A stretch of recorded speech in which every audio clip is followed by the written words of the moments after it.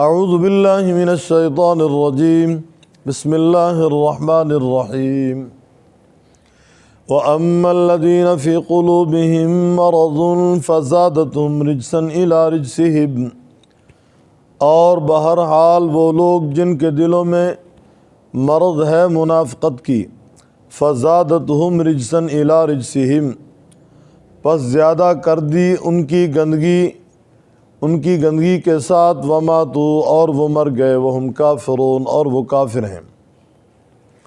اولا یرون، کیا وہ نہیں دیکھتے، انہم یفتنون فی کل عام مرہ، کہ بے شک وہ آزمائے جاتے ہیں سال میں ایک مرتبہ، او مرتين، یا دو مرتبہ، ثم لا یتوبون، پھر وہ نہیں توبہ کرتے، ولا هم یذکرون، اور وہ نہیں نصیحت پکڑتے۔ وَإِذَا مَا أُنزِلَتْ سُورَةٌ نَظَرَ بَعْضُهُمْ إِلَىٰ بَعْضٍ، اور جب اتاری جاتی ہے کوئی صورت، دیکھتا ان کا بعض طرف بعض کہ هل یراکم من احد، کیا دیکھا تم کو کسی ایک نے، ثم انصرفوا، پھر وہ پھر گئے، صرف اللہ قلوبہم، پھیر دیا اللہ تعالیٰ نے ان کے دلوں کو، بأنہم قوم لا یفقہون، بے شک وہ قوم نہیں سمجھتی۔ لقد جاءکم رسول من انفسکم عزیز علیہ ما عنتم، البتہ تحقیق آ چکا تمہارے پاس رسول، من انفسکم، تمہاری ہی جانوں سے، تمہارے ہی نفسوں سے، عزیز علیہ ما عنتم، شاق ہے اوپر اس کے تمہاری مشقت، حریص علیکم، حریص ہے تمہارے ایمان اور نیکی کے بارے میں، بالمؤمنین رؤوف الرحیم، ساتھ مؤمنین کے وہ شفقت کرنے والا مہربان ہے۔ فَإِن تَوَلَّوْا، پس اگر تم پھر جاؤ، فقل حسبی اللہ، اگر وہ پھر جائیں، فقل حسبی اللہ، پس کہہ دیجئے کافی ہے مجھے اللہ تعالی، لا الہ الا ہو، نہیں کوئی معبود سوائے اس کے، علیہ توکلت وہو رب العرش العظیم، اور وہ مالک ہے عرش عظیم کا۔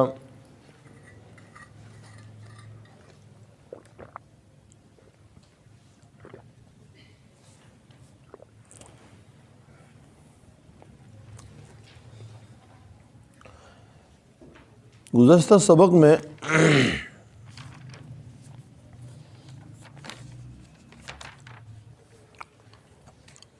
آپ نے ایک آیت سماعت فرمائی، وَإِذَا مَا أُنزِلَتْ سُورَةٌ فَمِنْهُمْ، جب کوئی صورت اترتی تو منافقین مذاق کرتے ہوئے، ٹھٹھا کرتے ہوئے کہتے ہیں، بھئی اس صورت سے کس کا ایمان بڑا ہے، اس صورت نے کس کے ایمان میں اضافہ کیا ہے۔ اللہ رب العزت نے ان کو جواب دیا کہ ایمان والوں کا ایمان بڑا ہے، اور قرآن پاک کی یہ تاثیر ہے، جو قرآن پہ ایمان لاتا ہے، قرآن پاک اسے اپنی طرف کھینچتا ہے، قرآن پاک اس کے ایمان کو مضبوطی دیتا ہے اور جلا بخشتا ہے۔ قُلْ هُوَ لِلَّذِينَ آمَنُوا هُدًى وَشِفَاءٌ لِمَا فِي الصُّدُورِ، قرآن کریم کو اللہ تعالیٰ نے شفا کہا ہے۔ یقیناً قرآن پاک سراسر شفا ہے مؤمنین کے لیے۔ تو رب العزت نے ان کو جواب دیا، بہرحال جو ایمان لائے، فزادتہم ایمان، ان کا ایمان بڑھ گیا، ہم یستبشرون، وہ خوش ہوتے ہیں، خوشخبریاں حاصل کرتے ہیں۔ آج کی زیر سبق آیات میں پہلی آیت، وَأَمَّا الَّذِينَ فِي قُلُوبِهِم مَرَضٌ، فرمایا بہرحال وہ لوگ جن کے دلوں میں منافقت ہے، جو منافقت کی مرض میں گرے ہوئے ہیں، جو منافقت کے مریض ہیں، فزادتہم رجسا الی رجسہم، گویا صورت اتری، اس صورت نے ان کی گندگی کے ساتھ اور بڑھا دی۔ قرآن پاک تو سراپا اللہ تعالیٰ کا پاک کلام ہے، اس کلام نے ان کی گندگی کو کیسے بڑھایا؟ مفسرین اس کا معنی یوں کرتے ہیں کہ جس طرح وہ پہلے سے انکار کرتے چلے آ رہے تھے، اس صورت کا انکار کر کے اور گندے ہو گئے۔ منافقت سے، انکار سے، کفر سے وہ پہلے ہی گندے تھے۔ جب اس صورت کا انکار کیا، جس صورت کے بارے میں انہوں نے تمسخر کیا، فرمایا اس کا انکار کر کے اور گندے ہو گئے۔ یہ معنی ہے فزادتہم رجسا الی رجسہم، گویا اس صورت نے بڑھا دی ان کی گندگی ساتھ ان کی گندگی کے۔ وماتوا، اور وہ مر گئے، وہم کافرون، اور وہ کافر ہیں۔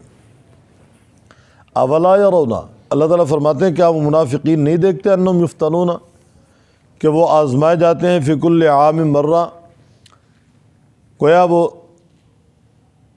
ہر سال ایک دفعہ یا دو دفعہ منافقین پہ کوئی نہ کوئی افتاد پڑتی رہتی ہے، کسی نہ کسی وہ تکلیف کا شکار رہتے ہیں، کبھی کسی شکل میں، کبھی کسی شکل میں۔ سیلاب ہے، قحط سالی ہے، زلزلہ ہے، کوئی طاعون کی بیماری ہے، اور اس طرح جہاد کا حکم ان کے لیے، یہ بھی ان کے لیے پریشانی میں اضافہ کرنے والا امر ہوتا تھا۔ انہم یفتنون فی کل عام مرۃ او مرتین ثم لا یتوبون، پھر وہ توبہ نہیں کرتے، ولا هم یذکرون، اور نہ ہی وہ نصیحت پکڑتے ہیں۔ وَإِذَا مَا أُنزِلَتْ سُورَةٌ نَظَرَ بَعْضُهُمْ إِلَىٰ بَعْضٍ، جب کوئی صورت اتاری جاتی ہے تو ان کا بعض کی طرف دیکھتا ہے۔ منافقین یوں ایک دوسرے کی طرف دیکھتے ہیں، حل جراکم من احد، کیا دیکھا تم کو کسی ایک نے؟ گویا مسلمانوں کی آنکھوں پہ ان کی نظریں ہیں کہ مسلمان ہمیں دیکھ تو نہیں رہے، چونکہ اندر کے کوڑے ہیں نا، کافر ہیں، مسلمان دیکھ تو نہیں رہے۔ ثم انصرفوا، پھر وہ جوتے اٹھاتے اور کھسک جاتے ہیں۔ گویا انہیں قرآن پاک کی نہ تلاوت اچھی لگتی ہے، نہ قرآن پاک کا مفہوم اچھا لگتا ہے، نہ قرآن پاک کا حکم اچھا لگتا ہے، نہ قرآن پاک کو وہ باعث برکت سمجھتے ہیں، نہ قرآن پاک کو وہ باعث نجات سمجھتے ہیں۔ جو ہی قرآن پاک پڑھا جاتا ہے تو وہ انکار میں اور آگے بڑھتے چلے جاتے ہیں، پھر ان کو تکلیف ہوتی ہے۔ مفسرین نے منافقین کی مثال پنجرے سے دی ہے، جس طرح پرندہ پنجرے میں بند کر دیا جائے وہ پھڑکتا ہے، آزاد نہیں ہے، اس طرح یہ بعد دل نخواستہ کلمہ پڑھتے تھے مسلمانوں کی تلوار سے بچ جائیں، مال غنیمت بھی ملتا رہے، بیت المال سے وظیفہ بھی ملتا رہے، اور مسلمانوں کے ساتھ میل جول بھی رہے۔ اپنے مفادات کی خاطر نہ اللہ کو راضی کرنا مقصود ہے اور نہ اللہ کے پیغمبر کی محبت مقصود ہے، صرف اپنے مفادات کے چکر میں ہے۔ آج بھی دیکھ لیں، دوڑ لگی ہوئی ہے لوگوں کو، بس شیطان نہیں بیٹھنے دیتا مسجد میں، بھاگے بھاگے آئے، مسجد میں نماز پڑھی، بھاگے بھاگے چلے گئے۔ فجر کی نماز میں ہمارا یہ حال مکمل ہوتا ہے، فل ہوتا ہے۔ جو ہی فجر کی نماز کے بعد درس کا حلقہ لگتا ہے، وہ مخصوص افراد جو ہمارے درس کے حلقے میں چلے آ رہے ہیں، وہ کبھی 15، کبھی 20، کبھی 25، کبھی 30 تعداد ان کی ہو جاتی ہے، کبھی بیشی ہوتی رہتی ہے۔ کبھی کوئی سفر پہ ہے، کبھی کوئی بیمار ہے، کبھی کوئی لیٹ ہو گیا، کبھی کوئی کم، کبھی کوئی کم، کبھی کوئی کم، ایک مخصوص حلقہ ہمارا چلا آ رہا ہے۔ اور الحمدللہ جس طرح یہ ہمارا ترجمہ قرآن پاک کا حلقہ 87 مارچ میں شروع ہوا تھا، اس طرح صبح کا حلقہ ہمارا 87 اپریل میں شروع ہوا تھا، اور بفضل اللہ تعالی 4 دور صبح فجر میں ہمارے مکمل ہوئے، 5واں دور چل رہا ہے، اور ہر دور 7 سال میں مکمل ہوتا تھا صبح کا۔ تقریباً 4 دور ہمارے 28 سال میں مکمل ہوئے۔ یہ 5واں دور شروع ہے، اس میں تھوڑی سی ہم نے رفتار تیز کر دی ہے، اور جو رات کا حلقہ ہے اس میں کم و بیش کچھ 40-45 پیریڈ ہمارے مکمل ہو چکی ہیں، طالبات کے پیریڈ سمیت۔ تو جو ہی فجر کی نماز مکمل ہوتی ہے بس بھاگتے ہیں ساتھی، بھاگتے ہیں۔ کوئی باہر دروازے پہ کھڑا ہو کر وقت پورا کر رہا ہے، کوئی آگے گراؤنڈ میں چکر لگا رہا ہے، کوئی باہر گلیوں میں کوئی کسی دوست کے ساتھ ہے۔ یہ توفیق اللہ تبارک و تعالیٰ کی، جسے مل جائے وہی بیٹھے گا وہی سنے گا۔ اللہ تعالیٰ نے منافقین کی خصلت بیان کی ہے کہ جو ہی قرآن پاک کا کوئی حصہ اترتا، دیکھیں ایک ہے کسی مجبوری کی وجہ سے، شرعی عذر ہے، اس کی وجہ سے آدمی جا رہا ہے، کسی جاب کے سلسلے میں جانا ہے، اس نے پیٹ کی تکلیف ہے، اسے گھر میں کوئی ایمرجنسی ہے، کوئی بیمار ہے، ہاسپٹل کسی کو لے کر جانا ہے، کوئی ایسی وجہ ہے، یا اتنی غربت ہے، وہی جوڑا ہے جس سے اس نے نماز پڑھی، پھر جا کر بیگم کو دینا ہے، پھر اس نے پہن کے نماز پڑھنی ہے۔ سمجھ آ رہی بات؟ ایک ہی جوڑا ہے ہمارے سرلا ٹاؤن کے لوگوں کے پاس، اس جوڑے سے پہلے میاں نے نماز پڑھی، پھر وہ جوڑا جا کر بیگم کو دینا، پھر اس نے نماز پڑھنی ہے۔ تو یہ مجبوری اگر واقعتاً کسی کی ہے تو ٹھیک ہے، وہ اسے جلدی جانا چاہیے تاکہ فجر کے وقت کے اندر اپنی بیگم کو بھی نماز پڑھا سکے، اس کی تو ہو گئی۔ اور اگر یہ نہیں ہے تو پھر احساس کرنا چاہیے کہ آج اللہ نے توفیق دی ہے، کل یہ ٹانگیں جواب دے سکتی ہیں، کل یہ آنکھیں جواب دے سکتی ہیں، کل یہ کانوں کی سماعت جواب دے سکتی ہے، کل یہ ہاتھ جواب دے سکتے ہیں۔ ہمارے بھائی خالد صاحب صبح حلقہ درس میں پابندی کے ساتھ الحمدللہ وہ بیٹھتے تھے، اچانک یہ 4 دن پہلے 5 دن گزشتہ بدھ کی بات پہ، آج بھی بدھ ہے، آج جمعرات ہے، یعنی آج 9 دن ہو چکے ہیں، وہ یعنی کہ باتھ میں اندر گئے تو ٹوٹی کھولی، شعلہ نکلا، گیس کی لیکیج تھی، تو وہ ایک دھماکہ ہوا، اور دھماکہ اتنا خطرناک کہ تیسری منزل پہ ممٹی کا جو دروازہ وہ دورہ ہو گیا۔ خیر دھماکے کو دیکھوں تو اللہ نے بڑے کرم فرمایا، اللہ رب العزت ان کو بچا لیا، اور وہ چارپی پہ پڑے ہوئے ہیں۔ اور میں روزانہ صبح جب درس میں بیٹھتا ہوں، حلقہ درس میں بیٹھتا ہوں، میں سوچتا ہوں کہ حلقہ درس میں آنے والوں کو جتنا ثواب ملے گا ان کو وہاں ملے گا۔ کیوں؟ آپ علیہ السلام کا فرمان ہے، جب کوئی بیمار ہوتا ہے، جب کوئی بوڑھا ہوتا ہے، اگر وہ جوانی میں تندرستی میں نماز با جماعت ادا کرتا تھا اور وہ نیکی کے کاموں میں خوب حصہ لیتا تھا، تو کسی وجہ سے وہ شریک نہیں ہو رہا، تو اللہ تعالیٰ فرشتوں سے کہتے ہیں وہی اجر لکھو، وہی جوانی والا اجر لکھو، صحت والا اجر لکھو، کیونکہ بیمار میں نے کیا خود نہیں ہوا، بوڑھا میں نے کیا خود نہیں ہوا۔ ہمارے شیخ رحمہ اللہ فرمایا کرتے تھے پینشن جاری ہو جاتی ہے پکی ملازمت پہ، دیہڑی دار کو دیہڑی ملتی ہے، باقی چھٹی، پکی ملازمت والے کو پوری پینشن ملے گی۔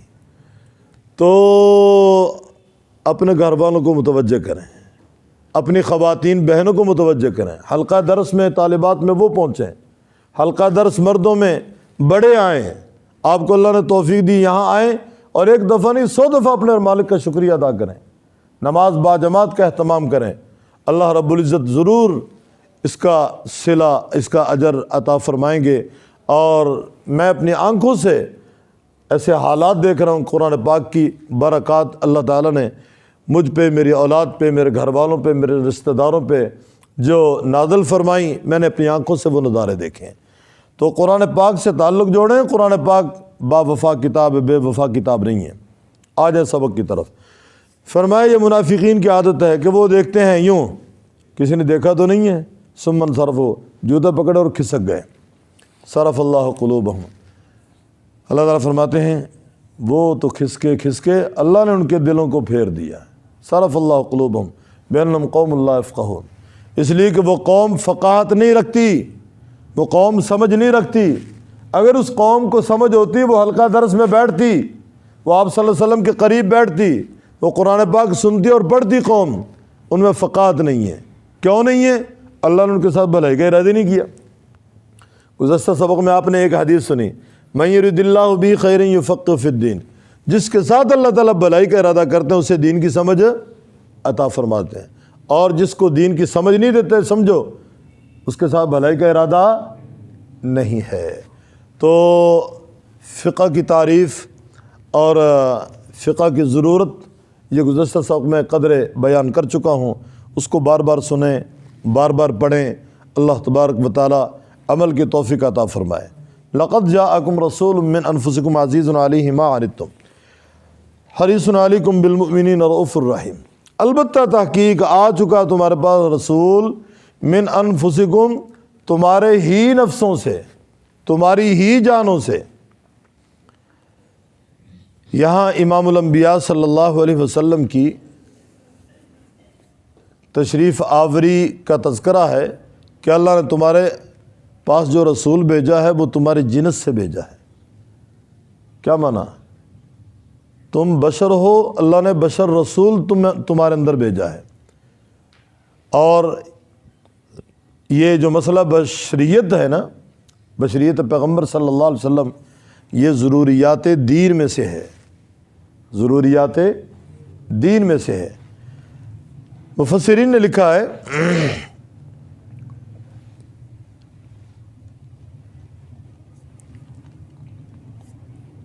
فرعی مسئلہ نہیں ہے، یہ اصولی مسئلہ ہے اور عقیدے کا بنیادی مسئلہ ہے۔ فقہاء کرام کا طبقہ دین کے معاملے میں کہتے ہیں بڑا محتاط، وہ بشریت رسول کے منکر کو کافر کہتا ہے۔ تفسیر روح المعانی، فتاوی عالمگیری، بحر الرائق، متعدد کتابوں میں یہ مسئلہ مذکور ہے کہ یہ جاننا حضرت صلی اللہ علیہ وسلم بشر اور عربی ہیں صحت ایمان کے لیے شرط ہے یا فرض کفایہ ہے؟ بات سمجھ آ رہی ہے؟ صحت ایمان کے لیے شرط ہے یا فرض کفایہ ہے؟ آپ علیہ السلام کے بارے میں یہ جاننا کہ آپ صلی اللہ علیہ وسلم بشر اور عربی ہیں، تو اس کا جواب دیتے ہیں صحت ایمان کے لیے شرط ہے۔ اگر کسی شخص نے یہ کہا کہ میں محمد الرسول اللہ کی رسالت کو تسلیم کرتا ہوں اور مانتا ہوں کہ آپ ساری مخلوق میں افضل ہیں، لیکن میں نہیں جانتا کہ آپ بشر ہیں یا آپ فرشتہ ہیں یا آپ جن ہیں، تو وہ اسلام سے فارغ ہو گیا، کافر ہو گیا، وہ مسلمان نہیں ہے۔ مسئلہ سمجھ آ رہا ہے یا نہیں آ رہا؟ صرف اتنا کہنے سے لا ادری، میں نہیں جانتا، کہتے ہیں یکفر، وہ کافر ہو گیا، نکاح اس کا ٹوٹ گیا۔ گویا یہ جاننا ضروریات دین میں سے ہے، دین کا بنیادی عقیدہ ہے کہ وہ جانے آپ صلی اللہ علیہ وسلم بشر ہیں، عربی ہیں۔ اگر اس نے کہا مجھے نہیں پتہ، مسلمان نہیں ہے۔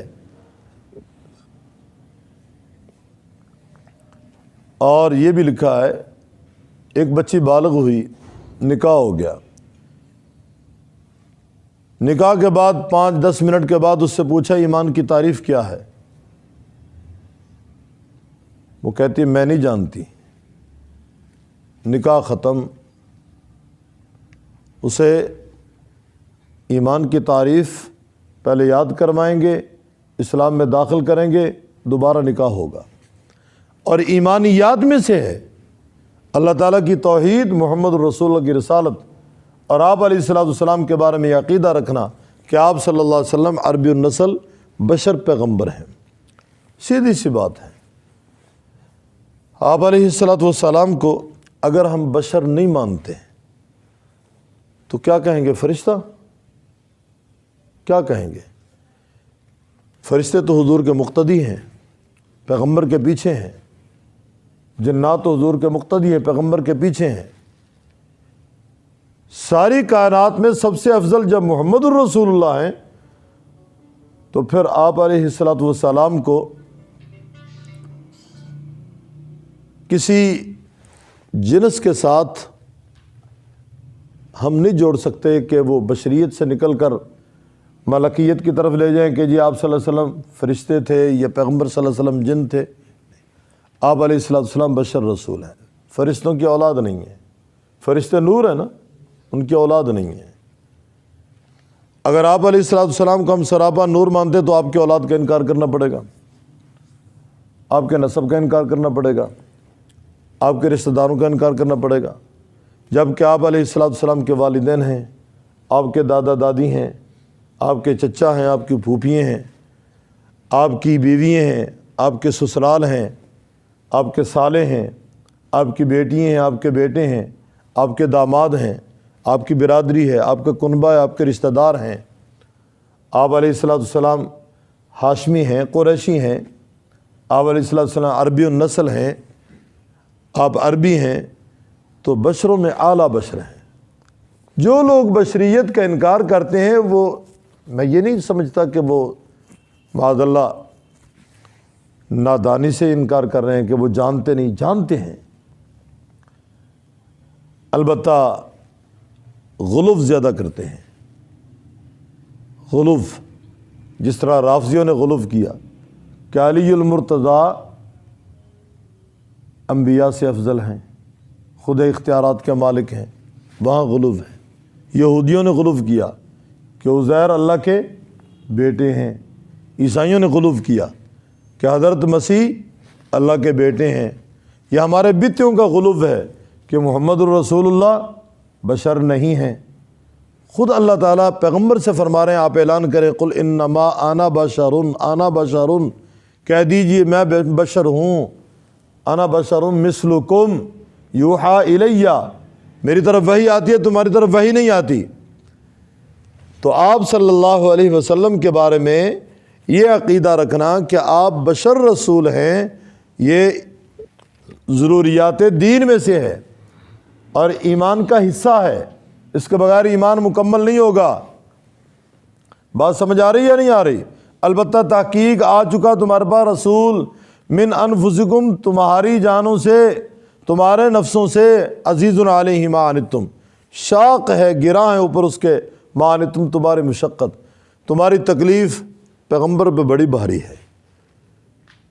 امتی کی تکلیف، امتی کا بخار، امتی پہ آنے والی گویا کہ کوئی مصیبت آپ علیہ الصلوۃ والسلام پہ بڑی گراں ہے، بڑی بھاری ہے۔ آپ علیہ الصلوۃ والسلام تشریف فرما تھے، ایک شخص آیا، لباس پھٹا پرانا تھا، آپ علیہ الصلوۃ والسلام نے اسے کھڑا کر دیا۔ یہ جمعہ کا وقت تھا، خطبے کے دوران حالانکہ کسی کو سنتیں پڑھنے کی اجازت نہیں ہے، آپ نے فرمایا 2 رکعت پڑھ۔ تو یہ کیوں کہا؟ تاکہ باقی لوگ اس کا حال دیکھ لیں۔ آپ علیہ الصلوۃ والسلام سے برداشت نہیں ہوئی اس کی حالت غربت کی وجہ سے۔ عزیز علیہ ما عنتم حریص علیکم، فرمایا حریص ہے وہ تمہارے ایمان کا کہ تم مومن ہو کر مرو، حریص ہے وہ تمہاری نیکیوں کا کہ تم نیک ہو کر مرو، تم جہنم سے بچ جاؤ، جنت کے حقدار بن جاؤ۔ حریص علیکم بالمؤمنین رؤوف الرحیم، فرمایا مومنین کے ساتھ وہ انتہا درجے کا شفیق اور رحیم ہے، رؤوف الرحیم۔ فَإِن تَوَلَّوْا، اگر وہ پھر جائیں، فَقُلْ حَسْبِيَ اللَّهُ، پس کہہ دیجیے مجھے اللہ کافی ہے۔ فَإِن حَسْبِيَ اللَّهُ، مجھے اللہ کافی، لا الہ الا ہو، اس کے سوا کوئی معبود نہیں۔ وہ وحدہ لا شریک ہے، ذات میں اکیلا، صفات میں اکیلا، اپنے افعال میں اکیلا۔ علیہ توکلت، اوپر اس کے میں نے توکل کیا۔ وہ رب العرش العظیم، وہ مالک ہے عرش عظیم کا۔ دیکھیں عرش کیا چیز ہے؟ یہ زمین سورج کے مقابلے میں بہت چھوٹی ہے، 1 اور 13 لاکھ کا تناسب ہے، 1 اور 13 لاکھ کی مناسبت ہے۔ زمین سورج سے اتنی چھوٹی ہے کہ سورج زمین سے 13 لاکھ گنا بڑا ہے، اور سورج جس آسمان پہ چل رہا ہے وہ کتنا بڑا ہوگا بھائی؟ شیرہ ستارہ سورج سے 20,000 گنا بڑا ہے، شیرہ ستارہ سورج سے 20,000 گنا بڑا ہے۔ تو فرمایا یہ زمین و آسمان کرسی کے مقابلہ میں اس طرح ہیں جس طرح ایک بڑے میدان میں کڑا، اور یہ 7 آسمان 7 زمینیں کرسی سمیت عرش کے مقابلے میں اس طرح جس طرح ایک کڑا۔ عرش بہت بڑا ہے، فرمایا اتنا بڑا عرش، 7 زمینیں 7 آسمان کرسی سمیت اس کے اندر ہے۔ اس کا مالک کون ہے؟ اللہ، وہو رب العرش العظیم، وہ مالک عرش عظیم کا۔ الحمدللہ سورۃ توبہ مکمل ہوگی بھائی۔ وَأَمَّا الَّذِينَ فِي قُلُوبِهِم مَرَضٌ، وہ لوگ جن کے دلوں میں مرض ہے، بیماری ہے منافقت کی، فَزَادَتْهُمْ رِجْسًا إِلَىٰ رِجْسِهِمْ، پس زیادہ کر دی ان کی گندگی ساتھ ان کی گندگی کے اس صورت نے، وَمَاتُوا، اور وہ مر گئے، وَهُمْ كَافِرُونَ، اور وہ کافر ہیں۔ أَوَلَا يَرَوْنَ، کیا وہ نہیں دیکھتے، أَنَّهُمْ يُفْتَنُونَ، بے شک وہ آزمائے جاتے ہیں، آزمائش میں مبتلا کیے جاتے ہیں، فِي كُلِّ عَامٍ مرہ، ہر سال ایک مرتبہ یا دو مرتبہ، ثم لا یتوبون ولا هم یذکرون، پھر وہ نہیں توبہ کرتے اور وہ نصیحت نہیں پکڑتے۔ فی کل عام کا معنی گویا ہر سال یا سال میں کم از کم ایک دفعہ دو دفعہ ضرور ان پہ امتحان آتا ہے۔ وَإِذَا مَا أُنزِلَتْ سورہ، اور جب اتاری جاتی ہے سورت، نظر بعضهم إِلَىٰ بعض، دیکھتا ان کا بعض طرف بعض کے، هل يراكم من أحد، کیا دیکھا تم کو کسی ایک نے، ثم انصرفوا، پھر وہ پھر گئے، کھسک گئے، صرف اللہ، پھیر دیا اللہ تعالیٰ ان کے قلوب کو، بأنهم قوم لا يفقهون، بے شک وہ قوم نہیں سمجھتی۔ لقد جاءکم رسول من انفسکم، البتہ تحقیق آ گیا تمہارے پاس رسول تمہاری ہی جانوں سے، تمہارے ہی نفسوں سے، عزیز علیہ ما عنتم، گراں ہے اوپر اس کے تمہاری مشقت، حریص علیکم، حریص ہے تمہارے ایمان کا اور تمہاری نیکی کا، بالمؤمنین رؤوف الرحیم، ساتھ مؤمنین کے وہ شفقت کرنے والا مہربان ہے۔ فَإِن تَوَلَّوْا،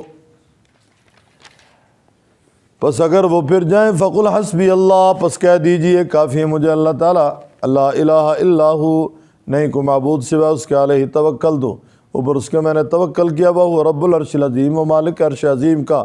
حضرت ابو درداء رضی اللہ تعالیٰ عنہ سے روایت ہے کہ جو آدمی 7 دفعہ صبح 7 دفعہ شام پڑھ لے، اس کے غم ٹل جاتے ہیں۔ 7 دفعہ صبح پڑھے گا، شام تک کفایت کرے گی یہ آیت، اور اگر شام کو پڑھ لے تو صبح تک، گویا اس کے غموم و ہموم کے لیے یہ آیت کافی ہوگی۔